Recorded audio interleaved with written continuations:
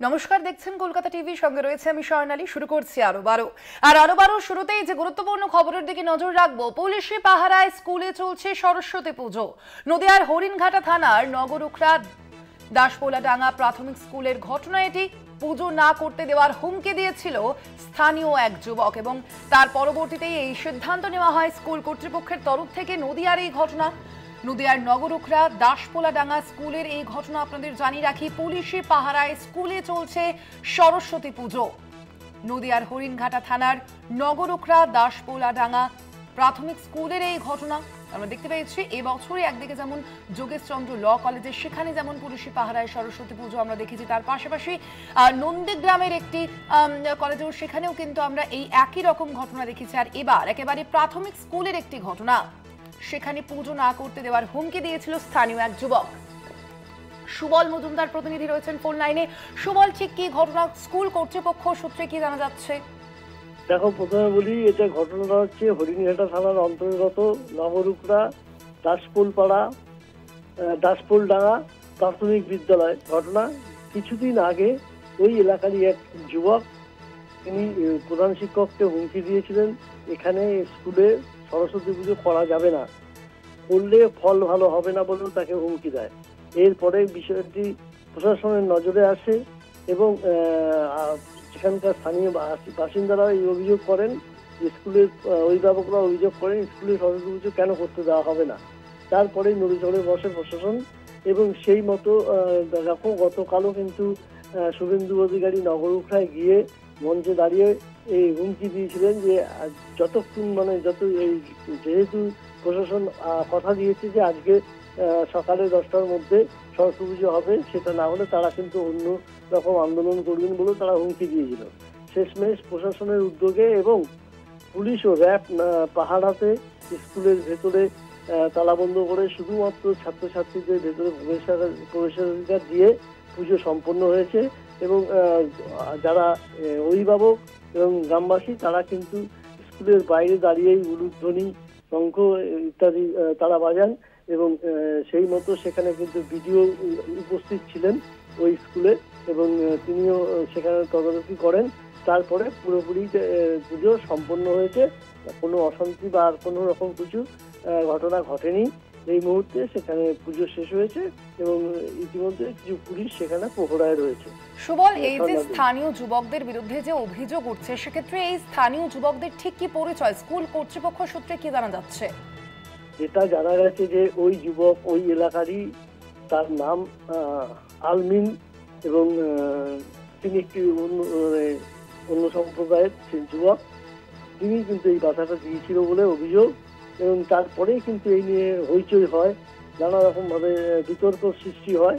সেই বিতর্কের সৃষ্টির পরেই কিন্তু প্রশাসন এবং পুলিশ প্রশাসন নড়ে চড়ে বসে এবং তারা সিদ্ধান্ত নেন যে ওই স্কুলে পুজো হবে এবং প্রয়োজনে পুলিশ প্রহরায় পুজো হবে। সেই মতো আজ সকালবেলায় যখন পুজোর সময় নির্ঘণ্ট অনুযায়ী সেখানে ব্যবস্থা করা হয় এবং সেখানে বাইরে প্রচুর পুলিশ এবং র্যাব মোতায়েন ছিল এবং যেহেতু পুলিশ এবং র্যাব মোতায়েন ছিল, তাতে কোনো অশান্তির ঘটনা আর ঘটেনি। ধন্যবাদ তোমায়। আমরা কথা বলছিলাম, আমাদের সঙ্গে ফোন লাইনে ছিলেন প্রতিনিধি সুবল মজুমদার।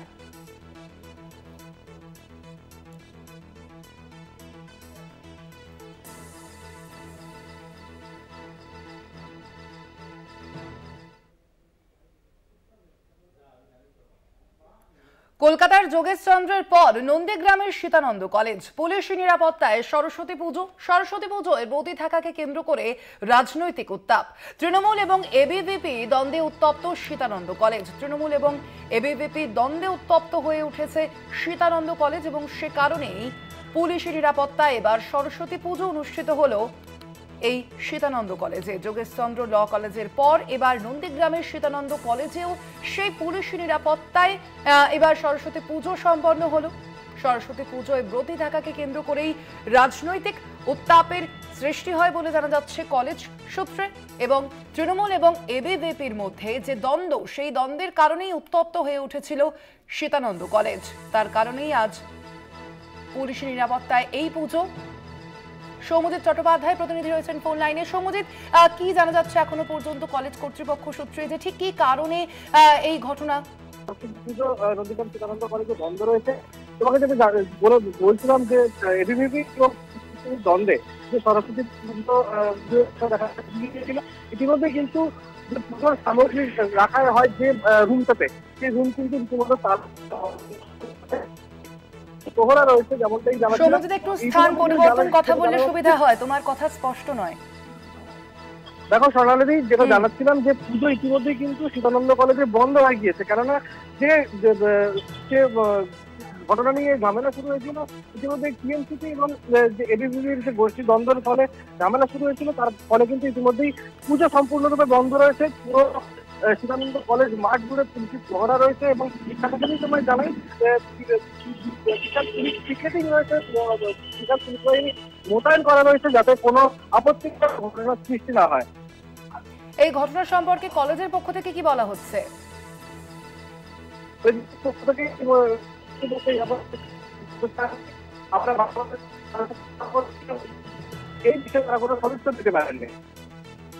সৌম্যজিৎ, তৃণমূল এবং এবিভিপির মধ্যে কি বলা হচ্ছে, তাদের পক্ষ থেকে এ বিষয়ে কি বক্তব্য?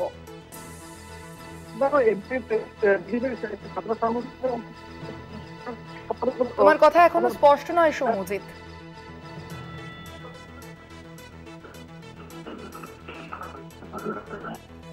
আপাতত ধন্যবাদ তোমায়। আমরা কথা বলছিলাম, আমাদের সঙ্গে ফোন লাইনে ছিলেন প্রতিনিধি সৌম্যজিৎ চট্টোপাধ্যায় এবং তিনি যেমনটা জানালেন যে ইতিমধ্যে কিন্তু এই তৃণমূল এবং এবিভিপির মধ্যেকার যে দ্বন্দ্ব, সেই কারণে পুজো বন্ধ হয়ে গিয়েছে।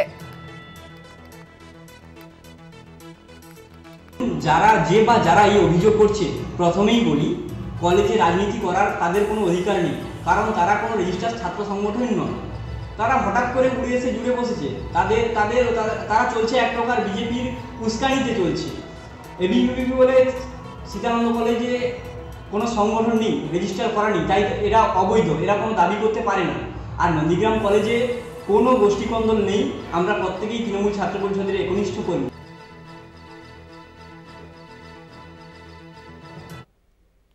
হাইকোর্টের নির্দেশে পুলিশি প্রহরায় যোগেশচন্দ্র ল কলেজে সরস্বতী পুজোর আয়োজন। নিরাপত্তার কড়াকড়িতে আই কার্ড দেখে পড়ুয়াদের কলেজে প্রবেশের ছাড়পত্র। কলেজ থেকে ঢিলছোড়া দূরত্বে যোগেশচন্দ্র চৌধুরী ডে কলেজের বাগদেবীর আরাধনা। পড়ুয়াদের সঙ্গে কথা বললেন মন্ত্রী ব্রাত্য বসু। ফেব্রুয়ারি 2022 থেকেই মোহাম্মদ শাব্বির আলীর ছাত্রছাত্রীদের নির্যাতন ও কলেজ ক্যাম্পাসের অপব্যবহার চলে আসছে। যখন তাকে পশ্চিমবঙ্গ রাজ্য উচ্চশিক্ষা পর্ষদ দ্বারা ডে কলেজের গভর্নিং বডির সদস্য হিসেবে মনোনীত করা হয়। কলেজে প্রতিনিয়ত বহিরাগতদের প্রবেশ, কখনো সখনো পড়ুয়াদের উদ্দেশ্যে উঠে আসে হুমকি, চলে মারধর। কলেজ অধ্যক্ষকে জানিয়েছিলেন পড়ুয়ারা। পড়ুয়াদের দাবি তাঁদের অভিযোগকে গুরুত্ব দেননি প্রিন্সিপাল। এরপর হাইকোর্টের নির্দেশে পুলিশি নিরাপত্তায় যোগেশচন্দ্র ল কলেজ ও ডে কলেজে বাগদেবীর আরাধনার ব্যবস্থা করা হয়। একই সঙ্গে কিন্তু যোগেশচন্দ্র চৌধুরী কলেজের ডে সেকশনের যে পুজো, সেটি কলেজের থেকে ঢিলছোড়া দূরত্বে সেই পুজো হচ্ছে একটি রাস্তার ওপরে। এবং স্বাভাবিকভাবে কিন্তু আজ সকালে যখন পুলিশ আধিকারিকরা পরিদর্শনে আসেন, তারা কলেজের ভেতরে যেভাবে যান, একই সঙ্গে কিন্তু কলেজের বাইরে থাকা যে পুজোটি সেটিও পরিদর্শন করেন। এমন পরিস্থিতি কাঙ্ক্ষিত নয়। নিরাপত্তা তো পুজো পর্যন্ত, এরপর কি হবে? বিপদের আগাম আঁচ করে প্রশ্ন পড়ুয়াদের।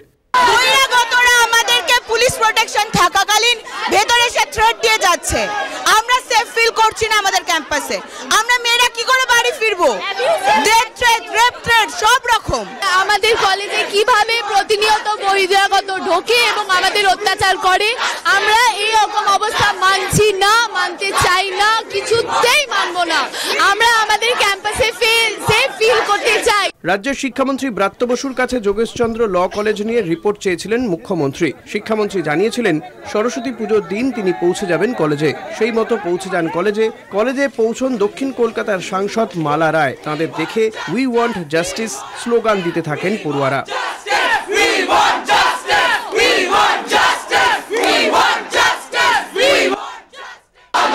দাবি দেওয়া থাকে প্রিন্সিপালকে জানা, প্রিন্সিপালের সঙ্গে আমি বসে সলভ করবো, বলতেই পারি। ওরা তো কথা বলতে চাইছে না, ওরা তো আপনাদের দৃষ্টি আকর্ষণ করতে চাইছে। ভালো করে ছবিটা দেখান। এর আগে কোনোদিন এরা আমাকে চিঠি দিয়ে জানাননি যে তাদের কোনো বক্তব্য আছে কিনা। এখন আজকে যদি তাদের কোনো বক্তব্য থেকে থাকে তাহলে নিশ্চয়ই আমি তো দায়িত্ব নিয়ে টাইম দিলাম 6 কিংবা 7 তারিখ আমি সকালে বসে আমি কথা বলে নেব কলেজে এসে, এবং এই ধরনের সিচুয়েশন যাতে না ঘটে তাই ওরা কোনো সংঘাতে যায়নি। একটা গ্রুপ, দিবা গ্রুপ, তারা কোনো সংঘাতে যেতে চায়নি। তারা চেয়েছে যে যাতে এই ধরনের কোনো মন্তব্য আগামী দিন কোর্টে প্রডিউস হোক এবং এই যে মিথ্যা একটা অভিযোগ এটা যাতে না হয়, সেই জন্যই তারা আলাদা জায়গায় পুজো করতে বাধ্য হয়েছে। যার বিরুদ্ধে কলেজে বহিরাগতদের ঢোকানোর অভিযোগ উঠেছে তিনি কি বলছেন এই বিষয়ে? আমি শুধু এটা মিডিয়া চ্যানেলকে বলবো, বাংলাকে শান্ত থাকতে দিন। বাংলা যেরকম ভাই ভাই হিন্দু মুসলিম ভাই একদম, আমরা সেটা তো সবাই দেখতে পাচ্ছে কি শান্ত আছে না আছে। আমার নামে যে যা বলেছে, কোনো ভিডিও কোনো ফুটো কিছু নেই, কোনো কিছুতে না নিউজ চ্যানেল, যেভাবে শুধু একটা পলিটিক্যাল পার্টির প্রোপাগান্ডা নিয়ে করেছে তার বিচার বাংলার মানুষ করবে, আপামর জনতা করবে। ল কলেজের পুজো ভেতরে আয়োজন করা হলেও কলেজ থেকে অদূরে ফুটপাতের ওপর আয়োজন করা হয়েছে কলেজের ডে সেকশনের বাগদেবীর আরাধনা। আমার স্টেটমেন্ট হচ্ছে এখানে যে মহামান্য হাইকোর্টের নির্দেশে একটা পুলিশি অ্যারেঞ্জমেন্ট করা হয়েছে যাতে এখানে সুস্থভাবে পুজো হয়। আমি সেটা দেখার জন্য সুপারভিশনে এসেছি। এই বছর পুরনো ভবন থেকে নতুন ভবনে যাওয়ার রাস্তায় এমনভাবে একটি প্যান্ডেল বানানো হয় যাতে ল কলেজের পড়ুয়ারা ক্লাসে যেতে পারছেন না বলে অভিযোগ ওঠে। থানায় অভিযোগ দায়ের হয়, মামলা যায় কলকাতা হাইকোর্টে। উচ্চ আদালতের নির্দেশে পুলিশি নজরদারিতে শুরু হয় পুজো। প্রতি বছর আলাদাভাবেই যোগেশচন্দ্র ল কলেজে ও ডে সেকশনের পুজোর আয়োজন করা হলেও এমন অপ্রীতিকর পরিস্থিতি আগে কখনো হয়নি বলছেন পড়ুয়ারাই। যে যদি কোনো সমস্যা থাকে সেটি অবশ্যই নিরসন করা হবে। মালারা যেভাবে জানিয়েছেন যে তিনি আগামী 6 বা 7 ফেব্রুয়ারি পড়ুয়াদের ডাকবেন এবং তাদের সঙ্গে কথা বলবেন, তিনি জানতেন না যে এরকম সমস্যা হচ্ছে এবং স্বাভাবিকভাবে তাদের সঙ্গে কথা বলে সমস্যা সমাধানের চেষ্টা করবেন। তবে সরস্বতী পুজো, বিশেষ করে বাংলার সরস্বতী পুজোয় এরকম ধরনের ছবি এই প্রথম, যেখানে ব্যাপক পুলিশি নিরাপত্তা এবং একজন জয়েন্ট কমিশনার, পুলিশ কমিশনারের নেতৃত্বে ব্যাপক পুলিশ বাহিনী দিয়ে সরস্বতী পুজো সম্পন্ন হলো। ক্যামেরায় মৃন্ময়ের সঙ্গে শুভঙ্কর, কলকাতা টিভি। আসছে পরবর্তী খবরে। 5 এবং 6 ফেব্রুয়ারি বিশ্ব বাংলা বাণিজ্য সম্মেলন। রাজ্যে বড় বিনিয়োগের আশা করছে শিল্প মহল। এমএসএমইর পাশাপাশি ভারী শিল্প পর্যটনে বিনিয়োগে গুরুত্ব, পরিত্যক্ত জমিগুলিকে কাজে লাগানো নিয়েও আলোচনা হবে এই বৈঠকে বলে জানা যাচ্ছে। আর বিস্তারিত জানবো, ফোন লাইনে রয়েছেন প্রতিনিধি সত্যসুন্দর ভট্টাচার্য। সত্যসুন্দর, কি জানা যাচ্ছে এবারের এই বৈঠকে ঠিক কি কি আলোচনা হবে? এবারের এই আলোচনায় মূলত কি কি বিষয় গুরুত্ব পাবে? দেখো, আগামী 5 এবং 6 ফেব্রুয়ারি বিশ্ব বাংলা বাণিজ্য সম্মেলন শুরু হতে চলেছে। এটা 8মবারের বিশ্ব বাংলা বাণিজ্য সম্মেলন বিশ্ব বাংলা কনভেনশন সেন্টারে নিউ টাউনে, এবং সেখানে যেটা জানা যাচ্ছে এখনো পর্যন্ত সিটি এবং সিআইআই সূত্র মারফত যে 30 জন শীর্ষ শিল্পপতি এই বাণিজ্য যে অনুষ্ঠান তাতে তারা উপস্থিত থাকবেন, এবং সেখানে জাতীয় তাদের যে কার্যনির্বাহী পরিষদের যে বৈঠক সিটি এবং সিআইআই এই দুটি বণিক সভা, সেটি কিন্তু এই উদ্বোধনী অনুষ্ঠানে সেখানে হবে। এটা কিন্তু যথেষ্ট গুরুত্বপূর্ণ। এর পাশাপাশি যেটা জানা যাচ্ছে যে রাজ্যে আর্টিফিশিয়াল ইন্টেলিজেন্স অর্থাৎ এআই হাব তৈরির একটা ঘোষণা হতে পারে, তেমনটাই কিন্তু রাজ্যের শিল্পমহল আশা করছে। এছাড়া ক্ষুদ্র এবং যে কুটির শিল্প রয়েছে এমএসএমই, তার পাশাপাশি ভারী শিল্প কারখানা, এছাড়া পর্যটন, বস্ত্র এবং চর্মশিল্পেও কিন্তু একটা বিনিয়োগের দিকে বিশেষ নজর থাকছে। এর সঙ্গে যেটা জানা যাচ্ছে যে অন্যান্য ক্ষেত্রগুলোর মধ্যে যেগুলো অ্যাডভান্স ম্যানুফ্যাকচারিং রয়েছে, সার্কুলার ইকোনমি রয়েছে, কৃষি রয়েছে, আন্তর্জাতিক বাণিজ্য, লজিস্টিক্স রয়েছে, এই বিষয়গুলোকেও কিন্তু যথেষ্ট গুরুত্ব দেওয়া হবে এমনটাই মনে করা হচ্ছে। এবং সবচেয়ে বড় কথা হলো যে বিনিয়োগ, একটা বড় অঙ্কের বিনিয়োগের আশা করছে কিন্তু রাজ্যের শিল্পমহল। তুমি জানো যে এর আগেও যে 7টি বিশ্ব বাংলা বাণিজ্য সম্মেলন হয়েছিল তাতে বিভিন্ন ক্ষেত্রে, আইটি ক্ষেত্র, কৃষি ক্ষেত্র সহ বিভিন্ন ক্ষেত্রে কিন্তু যেরকম বিনিয়োগ এসেছিল তার পাশাপাশি কিন্তু বেশ কিছু মৌ স্বাক্ষরিত হয়েছিল। সেক্ষেত্রে এবারের 8ম যে বিজিবিএস রয়েছে, সেই বিজিবিএস যেটা অনুষ্ঠিত হবে, সেই বিজিবিএস এ কিন্তু আরো বড় অঙ্কের একটা বিনিয়োগের আশা করা হচ্ছে। এবং সেই সঙ্গে যেটা মনে করা হচ্ছে যে এর আগেও রাজ্যের মুখ্যমন্ত্রী মমতা বন্দ্যোপাধ্যায় তিনি প্রস্তুতি বৈঠক করেছিলেন, বিভিন্ন দপ্তরের সচিবদের নিয়ে এই বিজিবিএস এর প্রস্তুতি বৈঠক হয়েছে এবং সেখানে যেটা একটা পরিকল্পনা হয়েছে যে রাজ্যের যে সমস্ত পরিত্যক্ত জমিগুলো রয়েছে সেই জমিগুলোকে কিভাবে শিল্পের কাজে লাগানো যায়, শিল্প স্থাপনের কাজে, সেই লক্ষ্যে কিন্তু একটা সুনির্দিষ্ট পরিকল্পনা নেওয়া হয়েছে। ফলে সব মিলিয়ে প্রস্তুতি একেবারে চূড়ান্ত এবং সেখানে জমি কোনো সমস্যা হবে না বা পরিকাঠামোগত কোনো সমস্যা হবে না, এমনটাই কিন্তু শিল্প মহলের কাছে আবারও বার্তা দেওয়া হবে রাজ্য সরকারের তরফ থেকে। সেক্ষেত্রে এই বিষয়টি যেরকম রয়েছে তার পাশাপাশি আরো একটা বড় অঙ্কের বিনিয়োগ এবং বিশেষ করে যখন আর্টিফিশিয়াল ইন্টেলিজেন্সের কাজ গোটা বিশ্ব জুড়ে হচ্ছে, সেক্ষেত্রে এই আর্টিফিশিয়াল ইন্টেলিজেন্স ক্ষেত্রে এ রাজ্যের যে সমস্ত মেধা রয়েছে বা সেই মেধা বা দক্ষতাকে, স্কিলকে কিভাবে আরো বাড়ানো যায়, সেই লক্ষ্যেই কিন্তু এখানে একটা বিনিয়োগের সম্ভাবনা তৈরি হয়েছে বলে রাজ্যের শিল্পমহল আশা করছে। ধন্যবাদ তোমায়। আমরা কথা বলছিলাম, ফোন লাইনে ছিলেন প্রতিনিধি সত্যসুন্দর ভট্টাচার্য।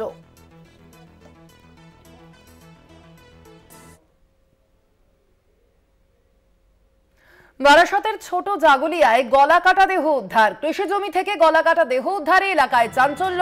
হাত পা বাঁধা অবস্থায় পুড়িয়ে দেওয়ার চেষ্টা করা হয়েছে, এমনটাই জানা যাচ্ছে পুলিশ সূত্রে। আরো বিস্তারিত জানবো, ফোন লাইনে রয়েছেন প্রতিনিধি ভক্তি দে। ভক্তি, ঠিক কি জানা যাচ্ছে এখনো পর্যন্ত পুলিশ সূত্রে? যে ব্যক্তির দেহ উদ্ধার হয়েছে তার ঠিক কি পরিচয়?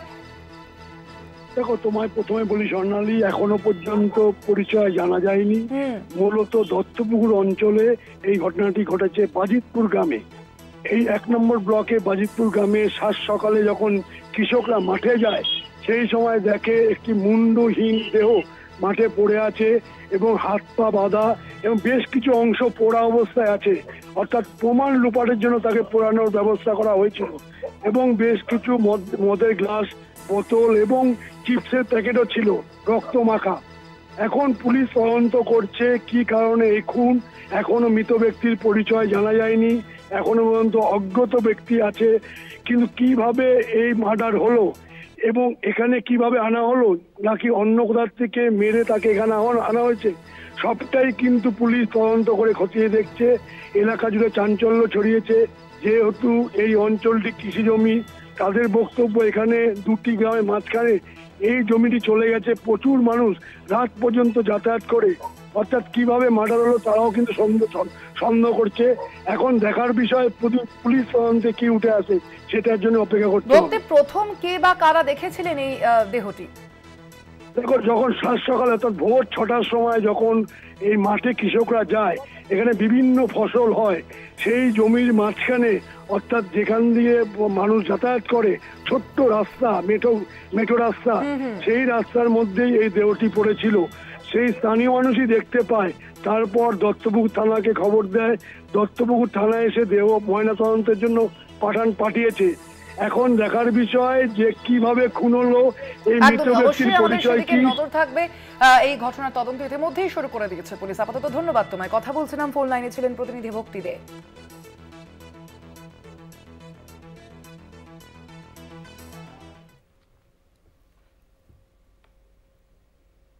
আরো এখন সময় একটা ছোট্ট বিরতির। ফিরছে বিরতির পর, সঙ্গে থাকুন। আরো নিয়ে ফিরে এলাম বিরতির পর।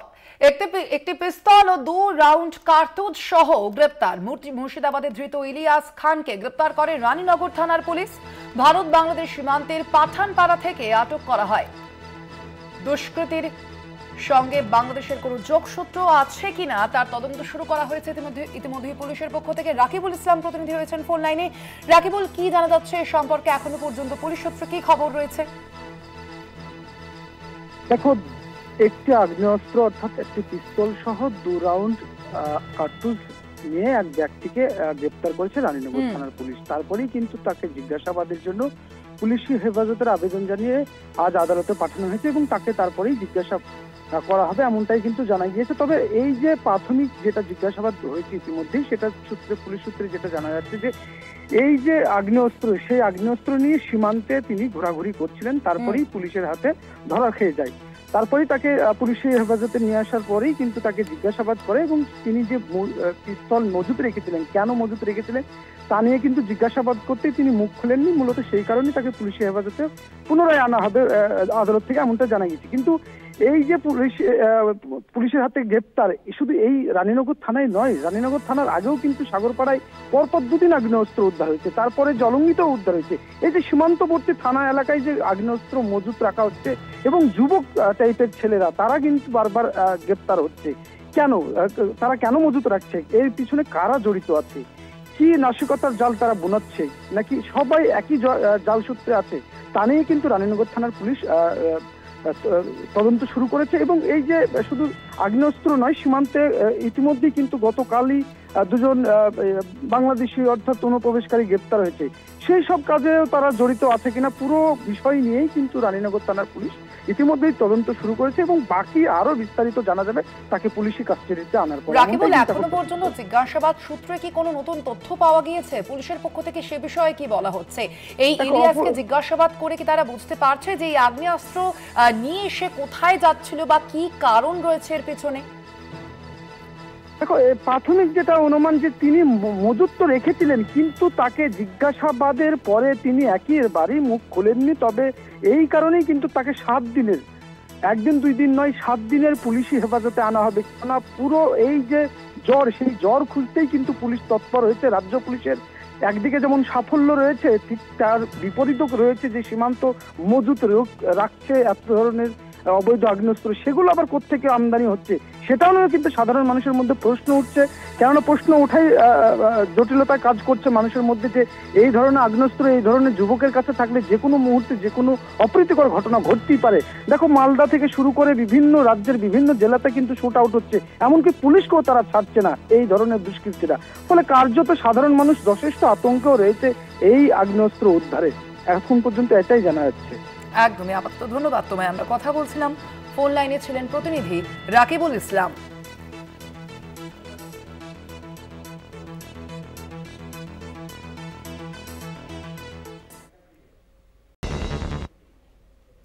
মুর্শিদাবাদে বিজেপিতে বড়সড় ভাঙন। জঙ্গিপুরের বিধায়ক জাকির হোসেনের হাত ধরে তৃণমূলে যোগ বুথ সভাপতি সহ 4000 বিজেপি কর্মী সমর্থক। আপনাদের জানিয়ে রাখি, তৃণমূলে যোগ দিলেন বুথ সভাপতি সহ 4000 বিজেপি কর্মী সমর্থকরা। মুর্শিদাবাদে বিজেপিতে বড়সড় ভাঙন।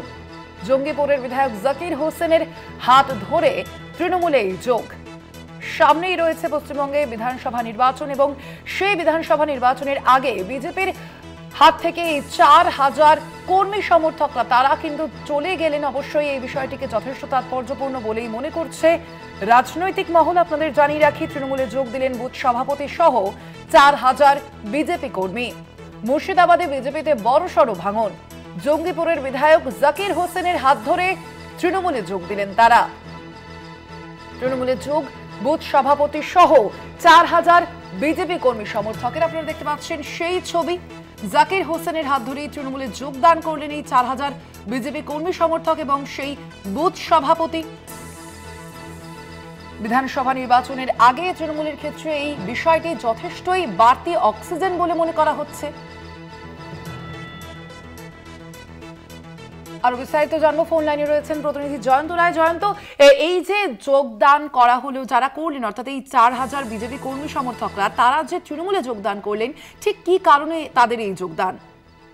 দেখো সোনালী, মুর্শিদাবাদ জেলার সুতি 1 নম্বর ব্লকের বংশবাটি অঞ্চলের বিজেপির বড়সড় ভাঙন। বংশবাটি অঞ্চলের 4 নম্বর এবং 5 নম্বর বুথের বিজেপির জয়ী 2 জন পঞ্চায়েতের সদস্য বাপি মাঝি ও সঙ্গীতা মাঝি এবং সহ প্রায় 1000 পরিবারের লোকজন সেখানে জাকির হোসেন, বিধায়ক জাকির হোসেন তার হাত ধরে তৃণমূলে যোগদান করলেন। জাকির হোসেন বলেন, পরিবারের একজন করে হলে এবং প্রত্যেক পরিবারে 4 জন করে যদি ভোটার থাকে তাহলে প্রায় 4000 মানুষ আমাদের তৃণমূলের ছত্রছায়ায় তারা এসছেন এবং যোগদান করেছেন, এমনটাই দাবি।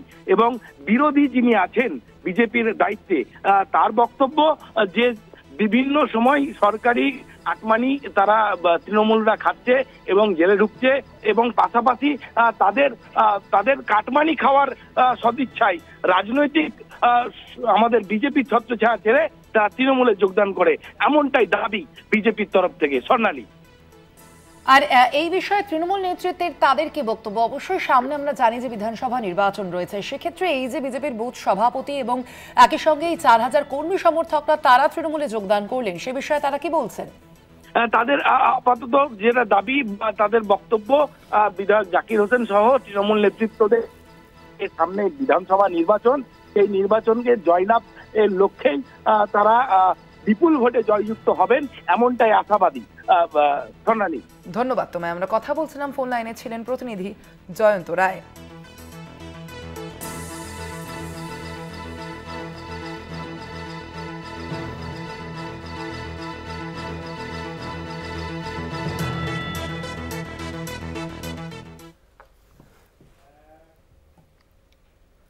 আসছে পরবর্তী খবরে।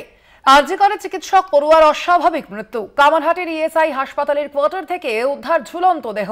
মৃত ছাত্রী আরজিকর মেডিকেল কলেজের দ্বিতীয় বর্ষের এমবিবিএস পড়ছিলেন বলে জানা গিয়েছে এবং পুলিশের প্রাথমিক অনুমান মানসিক অবসাদ থেকেই এই ঘটনা ঘটতে পারে। প্রাথমিকভাবে এই অনুমান করা হচ্ছে পুলিশের তরফ থেকে। আপনাদের জানিয়ে রাখি, আরজিকরে চিকিৎসক পড়ুয়ার অস্বাভাবিক মৃত্যু।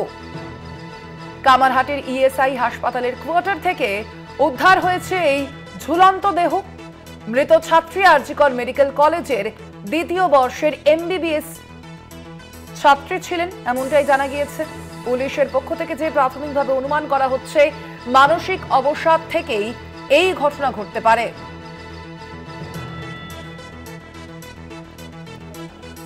মৃত ছাত্রী আরজিকর মেডিকেল কলেজের দ্বিতীয় বর্ষের এমবিবিএস এর পড়ুয়া ছিলেন বলে জানা গিয়েছে।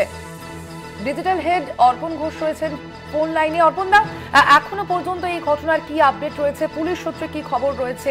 এই যে ঘটনা, সামগ্রিকভাবে পরিবারের পক্ষ থেকে কি বলা হচ্ছে? আপডেট যেটা রয়েছে সেটা হচ্ছে মৃতদেহ কিন্তু পরিবারের হাতে তুলে দেওয়া হয়েছে। এখনো পর্যন্ত যা খবর পাওয়া গিয়েছে যে পুলিশ প্রাথমিকভাবে যেটা মনে করছে যে আত্মহত্যার ঘটনাটা আরজিকরের দ্বিতীয় বর্ষের এমবিবিএস এর ছাত্রী আত্মহত্যাই করেছে মানসিক অবসাদে, এটাই প্রাথমিকভাবে জানানো হচ্ছে। তার দুটি কারণ আপাতত তাদের হাতের সামনে এসে পৌঁছেছে। প্রথমত হচ্ছে যে ছাত্রী মারা গিয়েছে, তার বাবা মায়ের মধ্যে ঝামেলা হতো, সেই কারণে কিন্তু মানসিকভাবে বিপর্যস্ত ছিলেন এই ছাত্রী। তবে এটাও তদন্ত সাপেক্ষ। যে বিষয়টি আরো জানা যাচ্ছে, মৃতা ছাত্রীর যারা সহপাঠী ছিলেন তারা জানিয়েছেন কিন্তু ঠিকঠাকই তিনি ছিলেন, শান্ত স্বভাবের ছিলেন। এরকম ঘটনা সাধারণত তারা এক্সপেক্ট করছেন না, এটাই কিন্তু তদন্তকারীদের ভাবাচ্ছে। তবে তদন্ত এখনো পর্যন্ত এগিয়ে নিয়ে যাচ্ছে। তবে প্রাথমিকভাবে যেটা মনে করা হচ্ছে অবসাদেই কিন্তু আত্মহত্যা। তবে পুলিশ আরো তদন্ত এগিয়ে নিয়ে যাচ্ছে। স্বর্ণালী, ধন্যবাদ তোমায়। আমরা কথা বলছিলাম, আমাদের সঙ্গে ফোন লাইনে ছিলেন ডিজিটাল হেড অর্পণ ঘোষ।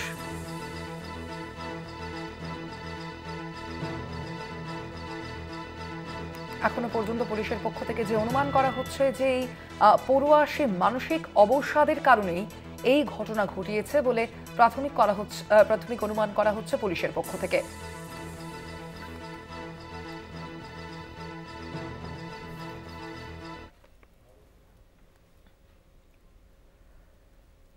নিকাশি নালা পরিষ্কার করতে গিয়ে বিপত্তি। ট্যানারিতে নিকাশি নালায় নেমে কাজ করার সময় 3 জনের মৃত্যু। রাসায়নিক ও বর্জ্যে ভরা ম্যানহোল পরিষ্কার করতে নেমেছিলেন কেএমডি এর 3 শ্রমিক। ঘটনাস্থলে যান লেদার কমপ্লেক্স থানার পুলিশ। লেদার কমপ্লেক্সের কেমিক্যাল মিশ্রিত বিষাক্ত গ্যাস থেকে মৃত্যু বলে অভিযোগ শ্রমিকদের। ঘটনাস্থলে যান রাজ্যের পুর ও নগরোন্নয়ন মন্ত্রী ফেরহাদ হাকিম। পাইপলাইনে কাজের সময় 3 শ্রমিকের মৃত্যু, বিষাক্ত গ্যাসে মৃত্যুর অভিযোগ। কলকাতার লেদার কমপ্লেক্স থানা এলাকায় ম্যানহোলে তলিয়ে মৃত্যু কেএমডি এর 3 জন শ্রমিকের। রবিবার সকালে তারা নিকাশি নালায় নেমে কাজ করছিলেন, সেই সময় 3 জনের মৃত্যু হয় বলে খবর। বিষাক্ত গ্যাসের থেকেই কেএমডি এর 3 শ্রমিকের মৃত্যু হয়েছে বলে পুলিশের প্রাথমিক অনুমান। পুলিশ দেহ উদ্ধার করে এনআরএস হাসপাতালে নিয়ে যায়। মৃতদের 10 লক্ষ টাকা করে ক্ষতিপূরণ দেওয়ার কথা ঘোষণা করেছেন পুর ও নগরোন্নয়ন মন্ত্রী ফেরহাদ হাকিম। অত্যন্ত মর্মান্তিক এমন একটা ঘটনা ঘটেছে যেটা ঘটা উচিত ছিল না। কাজটা নতুন যে পাইপলাইনের কাজ যেটা শ্রমিকরা করছিল সেটা ড্রাই পাইপলাইনের কাজ, কিন্তু ম্যানহোলে যখন দিয়েছে এই যে ওপর থেকে ডিসচার্জ করে দিয়েছে রাস্তায়, তার মধ্যে ওটার ভেতরে ঢুকে গিয়ে কেমিক্যাল রিয়াকশন হয়ে কোনো একটা গ্যাস সেটা ওর ভেতরে ঢুকে গেছে। ঢুকে একজন শ্রমিক মারা গেছিল, তাকে বাঁচাতে গিয়ে আরও 3 জন আরো 2 জন লাফিয়েছে। তার মানে তাকে ওঠা থেকে আরো 2 জন মারা গেছে। মুখ্যমন্ত্রীর নির্দেশ অনুযায়ী তাদের কম্পেনসেশন আমরা দেব। 29 জানুয়ারি কলকাতা, দিল্লি, মুম্বাই, চেন্নাই এবং বেঙ্গালুরুতে শ্রমিকদের দিয়ে ম্যানহোল পরিষ্কার করার নিষেধাজ্ঞা জারি করে দেশের শীর্ষ আদালত।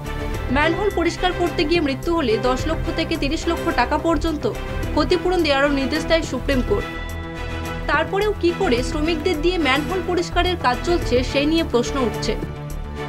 কলকাতা টিভি।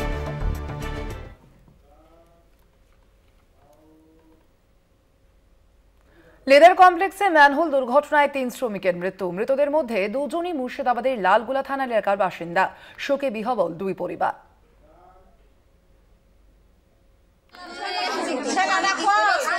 বয়স 7-এর কোঠায়, ছেলে মেয়ে মিলে বাড়িতে 9 জন সদস্য। পেটের টানে শহরের পথে পা বাড়িয়েছিলেন ফরজেম শেখ। লালগোলার আইডমারি পঞ্চায়েতের বাতাপাড়ায় বাড়ি তাঁর।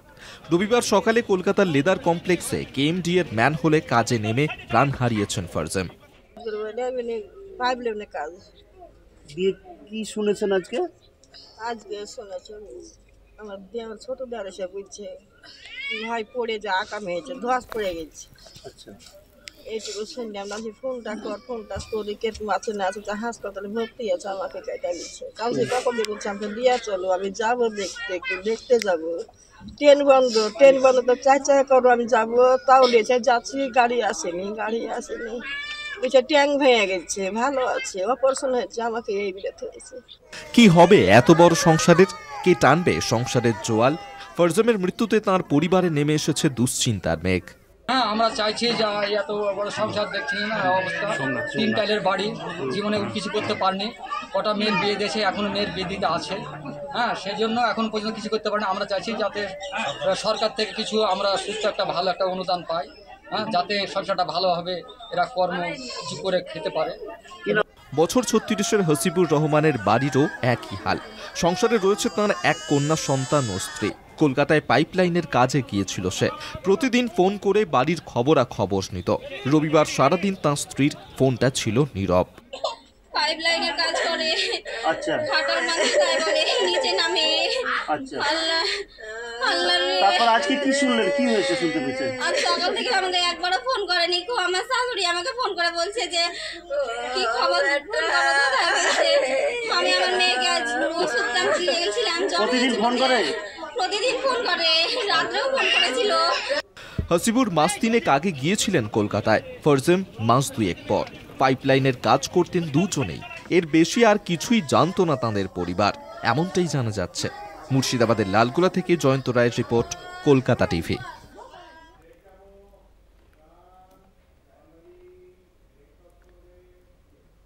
আরো এখন সময় আরো একটা বিরতির। ফিরছে বিরতির পর, সঙ্গে থাকুন।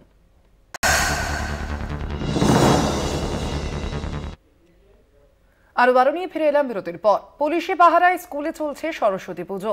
নদিয়ার হরিণঘাটা থানার নগরুখরা দাসপোলডাঙ্গা প্রাথমিক স্কুলের এই ঘটনা। পুজো না করতে দেওয়ার হুমকি দিয়েছিল স্থানীয় এক যুবক এবং তার পরবর্তীতেই এই সিদ্ধান্ত নেওয়া হয় স্কুল কর্তৃপক্ষের তরফ থেকে। পুলিশি প্রহরাতেই আজ পুজো সম্পন্ন হয়েছে। আপনাদের জানিয়ে রাখি, এবার এই বিষয় নিয়ে আরো বিস্তারিত জানবো। আমাদের সঙ্গে ফোন লাইনে রয়েছেন প্রতিনিধি সুবল মজুমদার। সুবল, আজকের এই পুজো কি নির্বিঘ্নেই সম্পন্ন হলো? স্কুল কর্তৃপক্ষ কি বলছে এই বিষয়ে? অভিভাবকরা তাদের কি অভিমত?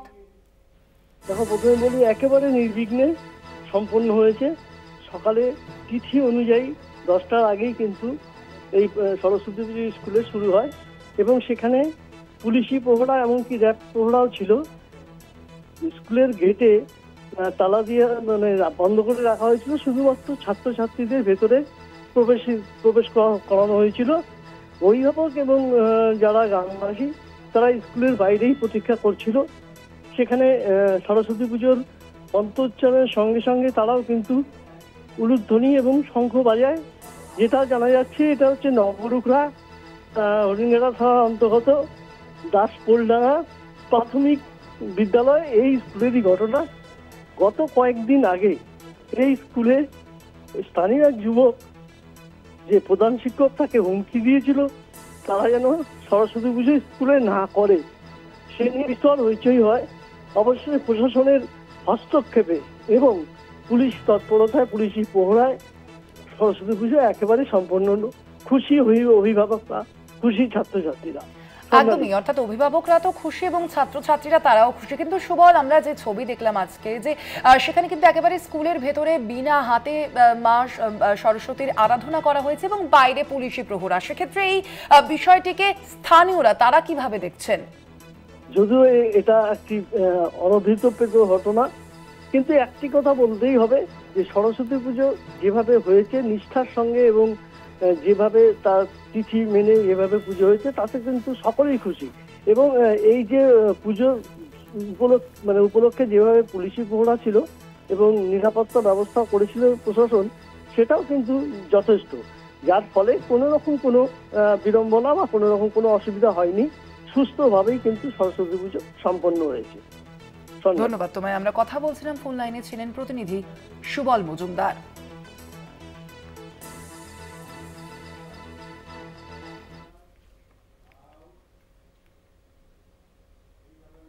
কলকাতার যোগেশচন্দ্রের পর নন্দীগ্রামের সীতানন্দ কলেজ পুলিশি নিরাপত্তায় সরস্বতী পুজোর আয়োজন। সরস্বতী পুজোয় ব্রতী থাকাকে কেন্দ্র করে রাজনৈতিক উত্তাপ ছড়ায় এবং তৃণমূল এবং এবিভিপির দ্বন্দ্বে উত্তপ্ত হয়ে ওঠে সীতানন্দ কলেজ চত্বর। আপনাদের জানিয়ে রাখি, এই পুজোকে নিয়েই কিন্তু তৃণমূল ছাত্র পরিষদ এবং এবিভিপির মধ্যে দ্বন্দ্বের সূত্রপাত এবং সেই কারণেই রীতিমতো উত্তপ্ত হয়ে ওঠে সীতানন্দ কলেজ। সৌমজিৎ চট্টোপাধ্যায় প্রতিনিধি রয়েছেন ফোন লাইনে। সৌমজিৎ, আজকে নির্বিঘ্নে পুজো সম্পন্ন হতে পারলো, তারপর দেখো স্বর্ণালী, যেমনটা সকাল থেকে বলছিলাম যে এবিভিপি এবং টিএমসিপির গোষ্ঠীদ্বন্দ্বের ফলে কিন্তু পুজো নিয়ে একটা সংশয় দেখা গিয়েছিল, এমনটাই ধারণা করা ছিল। কিন্তু বেলা গড়ালে অর্থাৎ দুপুর 12টা বেজে গেলেও কিন্তু পুজো বন্ধ রয়েছে এবং টিএমসিপি এবং এবিভিপি একে অপর দিকে কিন্তু আঙুল তুলছে। যে রুমে রয়েছে সেই রুমের চাবি টিএমসিপির কাছে রয়েছে এবং সেই রুমের চাবি টিএমসিপি খুলছে না। কার্যত পুজো সামগ্রীর ঘর তালাবন্ধ করে রেখেছে এই রাজনৈতিক উত্তাপ। ধন্যবাদ তোমায়। আমরা কথা বলছিলাম, ফোন লাইনে ছিলেন প্রতিনিধি সৌমজিৎ চট্টোপাধ্যায়।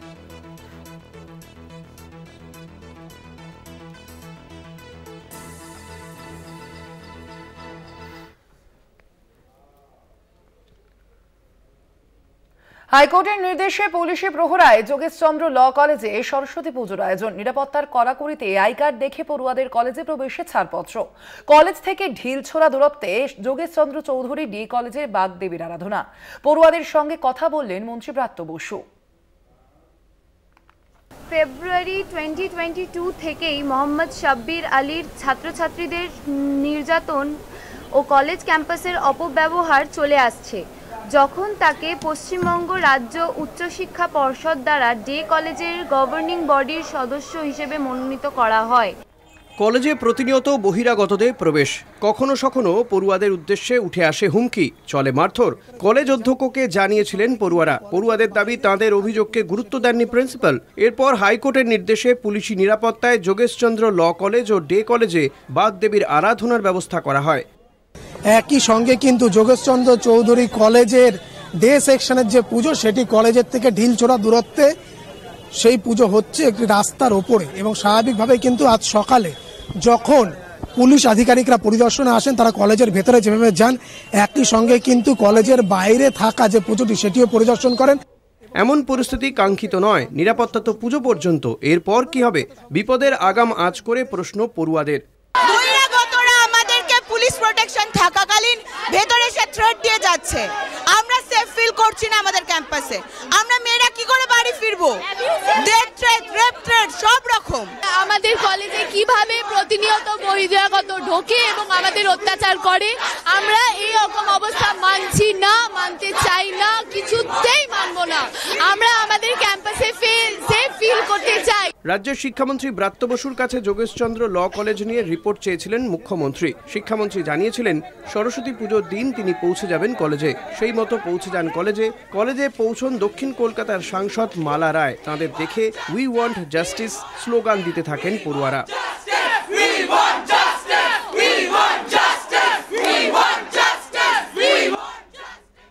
যদি দাবি দেওয়া থাকে প্রিন্সিপালকে জানা, প্রিন্সিপালের সঙ্গে আমি বসে সলভ করবো।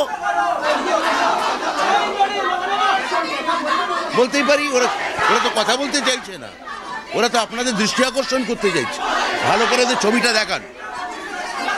এর আগে কোনোদিন এরা আমাকে চিঠি দিয়ে জানাননি যে তাদের কোনো বক্তব্য আছে কিনা। এখন আজকে যদি তাদের কোনো বক্তব্য থেকে থাকে তাহলে নিশ্চয়ই আমি তো দায়িত্ব নিয়ে টাইম দিলাম 6 কিংবা 7 তারিখ আমি সকালে বসে আমি কথা বলে নেব কলেজে এসে, এবং এই ধরনের সিচুয়েশন যাতে না ঘটে তাই ওরা কোনো সংঘাতে যায়নি।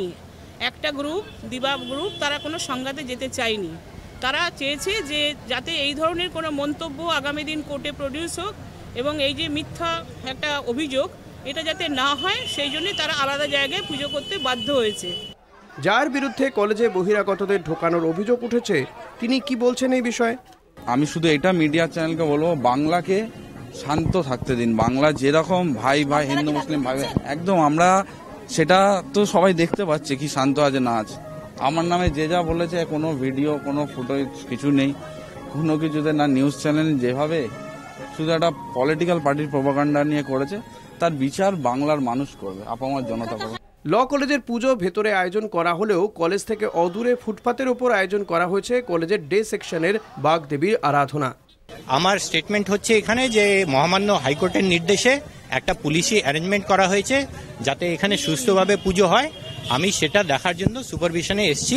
এই বছর পুরনো ভবন থেকে নতুন ভবনে যাওয়ার রাস্তায় এমনভাবে একটি প্যান্ডেল বানানো হয় যাতে ল কলেজের পড়ুয়ারা ক্লাসে যেতে পারছেন না বলে অভিযোগ ওঠে। থানায় অভিযোগ দায়ের হয়, মামলা যায় কলকাতা হাইকোর্টে। উচ্চ আদালতের নির্দেশে পুলিশি নজরদারিতে শুরু হয় পুজো। প্রতি বছর আলাদাভাবেই যোগেশচন্দ্র ল কলেজে ও ডে সেকশনের পুজোর আয়োজন করা হলেও এমন অপ্রীতিকর পরিস্থিতি আগে কখনো হয়নি বলছেন পড়ুয়ারাই। যে যদি কোনো সমস্যা থাকে সেটি অবশ্যই নিরসন করা হবে। মালারা যেভাবে জানিয়েছেন যে তিনি আগামী 6 বা 7 ফেব্রুয়ারি পড়ুয়াদের ডাকবেন এবং তাদের সঙ্গে কথা বলবেন, তিনি জানতেন না যে এরকম সমস্যা হচ্ছে এবং স্বাভাবিকভাবে তাদের সঙ্গে কথা বলে সমস্যা সমাধানের চেষ্টা করবেন। তবে সরস্বতী পুজো, বিশেষ করে বাংলার সরস্বতী পুজোয় এরকম ধরনের ছবি এই প্রথম, যেখানে ব্যাপক পুলিশি নিরাপত্তা এবং একদম জয়েন্ট কমিশনার, পুলিশ কমিশনারের নেতৃত্বে ব্যাপক পুলিশ বাহিনী দিয়ে সরস্বতী পুজো সম্পন্ন হলো। ক্যামেরায় মৃন্ময়ের সঙ্গে শুভঙ্কর, কলকাতা টিভি।